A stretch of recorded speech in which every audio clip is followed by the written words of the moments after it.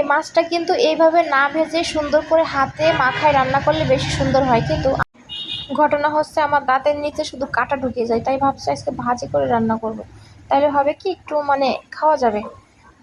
মাছ সবগুলাই যে ভাজা হয়ে গেছে। এখানে আছে আলু, বেগুন, কাঁচামরিচ। এবার দিয়ে দিলাম পেঁয়াজ কুচি, জিরা বাটা, রসুন বাটা, লবণ, হলুদের গুঁড়া, তেল। এবার এটা সুন্দর করে হাতে মাখায় নিতে হবে, অর্ধেক রান্না প্রায় এখানেই শেষ। মাছটা দিয়ে সুন্দর করে আলতোভাবে মাখায় নিতে হবে, একদম আলতোভাবে মাছটা মাখায় নিতে হবে। এবার ঝোলের জন্য পানি দিয়ে দিতে হবে। বুড়া হয়ে গেলাম কিন্তু এখনো মাছ বাইসে খাওয়াটা শিখলাম না। জানুয়ারির 1 তারিখে তো 20 বছরে পড়বে, তার মানে বুড়া। আমার আম্মু বলে আমি মাছ খাইতে গেলে অর্ধেক মাছই ফালাই দিই কাটার জন্য শুধু।